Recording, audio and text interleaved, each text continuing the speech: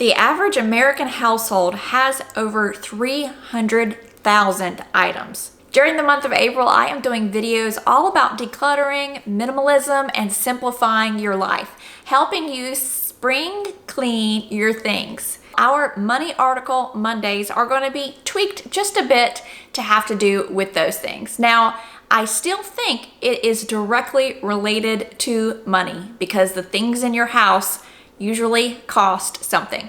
I thought it would be appropriate to start out with an article by Joshua Becker that was on his blog. I have it here, and his blog is called Becoming Minimalist, I believe. It's not actually on this paper. I always link the articles that I review down in the description box below. Keep in mind, this is simply my opinion, and my opinion is not everybody else's opinion. If it's not yours, that is okay. We are all entitled to those opinions, and what I say may or may not be relevant to you. I have recently been wondering whether or not I am a minimalist or just someone seeking to simplify my life. And I think it's important to dive into this question the entire month of April because it's going to open up a wider conversation. The article I am reviewing today is called What is Minimalism? This is obviously one of the top questions Joshua Becker gets. And if you don't know about Joshua Becker, he was one of the first people that started implementing minimalism probably, 11 or 12 years ago, and has written several books, 2 of which I have read. I will post those down below and check those out if you're more interested in it. Now, if you're not interested in minimalism, you can still take value from it. I think that the premises and the things that it brings up as far as consumerism are something we can all listen to and take some valuable information from. So Joshua starts off with, I am often asked the question, so what is minimalism anyway? So in this article, or blog, and I think that's how he got started out. He started cleaning out his garage. I'll tell you the story that he tells really quickly, but he mentions it in his books and is a lot more vivid in detail. But he talks about how his son wanted him to push him on the swing, but he told him he couldn't because he had to clean out the garage. And just the guilt, the parent guilt that he felt made something click in him, and he discovered minimalism. So what he began doing, this is, I think, beginning when blogs were just becoming a thing, and I don't even know if they were monetized, but he created a blog to just document, to share with his friends and family how he was becoming a minimalist. Simply put, he says minimalism is owning fewer possessions. Minimalism is intentionally living with only the things that I really need, those items that support my purpose. I am removing the distraction of excess possessions so that I can focus more on things that matter most. That is his short answer. He calls it his elevator pitch. In this article, though, he breaks it down into 7 smaller buckets. The first one is intentionality. It is marked by clarity, purpose, and intentionality. Intentionality looks different for everybody, and I think minimalism kind of does too. Some people think that minimalism is a very sparse, owning nothing, owning 30 items, and there are many different types of minimalist. I think minimalism has just become a buzzword and a cultural thing, where we want to put people in a bucket if they call themselves a minimalist. So some people are bucking away from that and saying, no, I'm just living a simple life. But the people taking simple living or living simple living are pulling some of the pulling attributes from minimalism, or what it is, in order to create that. He goes on after saying intentionality looks different for everybody, as no 2 individuals are the same. I am beginning to have to say that a lot here on my channel. I guess with growth comes more differing opinions, and I am completely open for that. My channel typically is my opinion because that's what I know. It's also documenting my growth, and I learn all of the time. I learn from you too. So if you've got valuable feedback, then you're certainly welcome to leave that. More often now, I am seeing comments where, if it's my opinions differing from somebody else's, they get upset. And that shouldn't, or I don't want that to be the case. That's never the intent. The intent for me here is to share my experience and my opinion and how I've grown. And what I like to say is take what resonates with you and leave the rest. Not everything I say is going to work for people, for everybody, because we are all beautifully different. Joshua says, intentionality requires us to dive deeper and become more introspective about our values and passions. It's almost like, so whatever, you're able to determine what your values are, and you may want more actual physical things of what you value and less of what you don't value. So let's say someone loves books. They may have 100 books because they love books, but they may have that minimalist wardrobe where they only have 20 items in that because clothing just isn't their thing. Let's say someone loves shoes. They may have 50 pair of shoes. That's a lot of shoes. But then they may not care about jewelry, and they may own one pair of earrings. So it's about discovering what your passion and what your values are, and then intentionally curating that. The second bucket he talks about, it is freedom from the passion to possess. Modern culture has bought into the lie that the good life is found in accumulating things, in possessing as much as possible. Embracing minimalism brings freedom from the all-consuming passion to possess. There is a huge passion to possess right now. As I said earlier, even if you are not a minimalist, you can learn valuable lessons from the concept of minimalism that will change your life forever. The third bucket is the freedom from modern mania. I love this whole section here.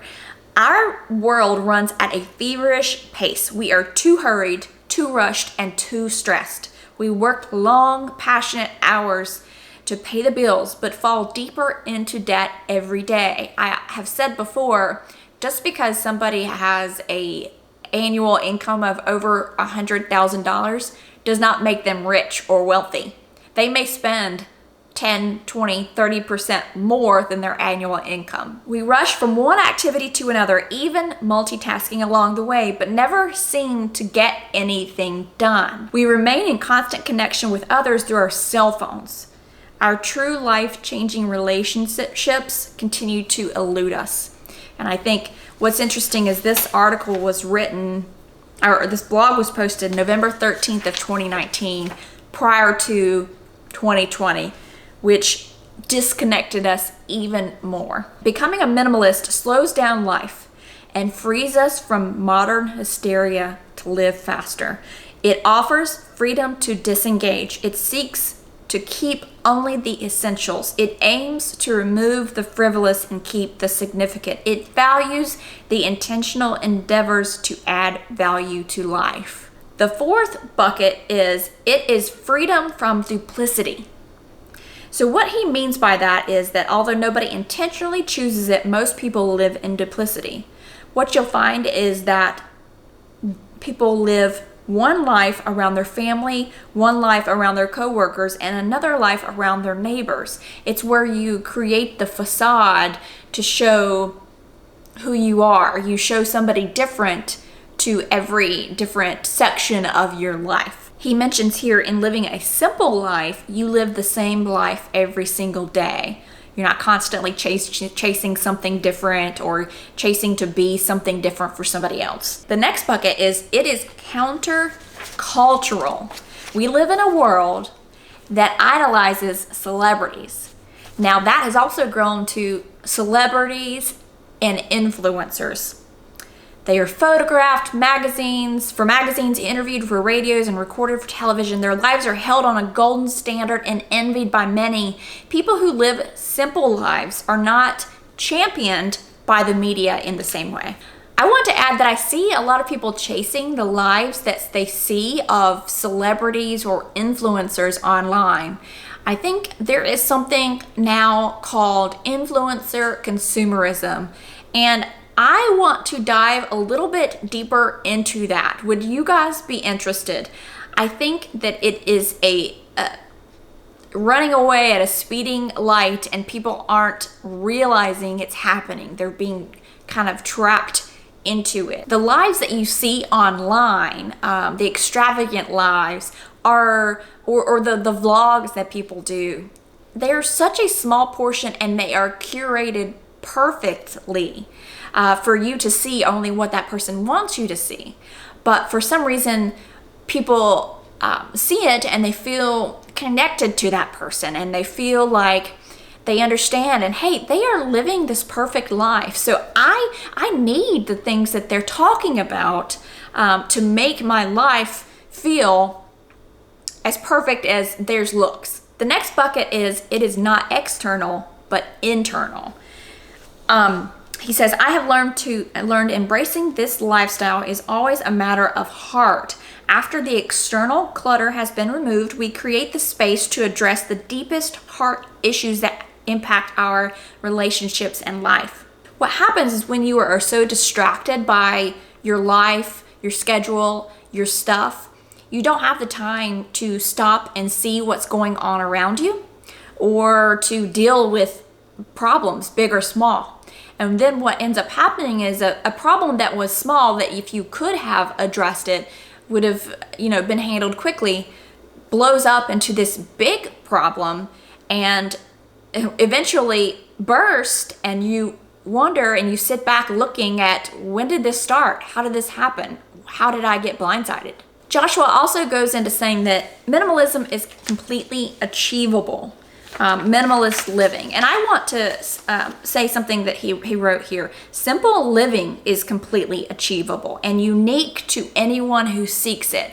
So you don't have to label yourself minimalist. You can seek simple living. You don't have to go with the buzzword of minimalism. And it is unique to everybody, just as if anything else is. So just because something doesn't sit right with you about minimalism, about being frugal, about whatever the buzzword is of the day, doesn't mean that some other aspect of that might not be something that would work for you. Joshua goes on to answer a question: will minimalism actually make me content? He says, although it is a great start, it is not an instant cure. It is a pathway, not the end goal. I think this next question is the one that people get the most stuck on. What is a minimalist lifestyle? He says it means living with the things you really need. It means removing anything that distracts us from living with intentionality and freedom. So see, this is where a lot of people will look at it and say, well, that's not me. There are things that I love, collections and just, things that I do love. And so I also think I love living with the things that I love as well. So just because it's not a necessity or doesn't serve a purpose. So I like to say that minimalism or simple living are things that serve a purpose or bring you joy. And if you can eliminate the things that don't serve a purpose or don't bring you joy, you can enjoy those things that do better. The next question he answers is, does this mean I can't be sentimental? Now, I am going to do another video later in this month on how to declutter sentimental items, because you still can. And so make sure you are subscribed to my channel so you don't miss that one. He says, remember that less is not the same as none. There are no specific rules to simple living, and nobody is required to get rid of the things that bring them value to their life. Most minimalists keep some sentimental items in their life, but they keep less than others. And instead of stuffing our sentimental belongings in a storage unit or a garage, we proudly display them in our home. This is a big one for me. So the sentimental, I'm not a very sentimental person. However, if I love something, typically it has a sentimental value. For instance, let's just talk about this butterfly. It's just in the shot, so I'll talk about it.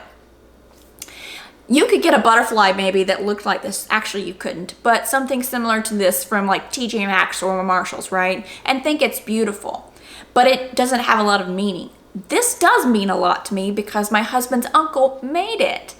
a long time ago, and it's actually glass that he soldered together and made. There's a couple of them up here. So the things that you do have that you think are beautiful, you display them, and that they do have a sentimental story to them as well. Now, Joshua talks about a few statistics that he has gathered just to show what the current climate or culture is opposite of minimalism. Number one, adult Americans throw away more than 68 pounds of clothing every year. This came from the U.S. National Library of Medicine. Number two, 20 to 21% of Americans say they aren't saving any money for retirement. Many of the ones who are saving put away no more than 10% of their income. That information came from bankrate.com. Number three, the average American household has 300,000 items. That information came from Los Angeles Times.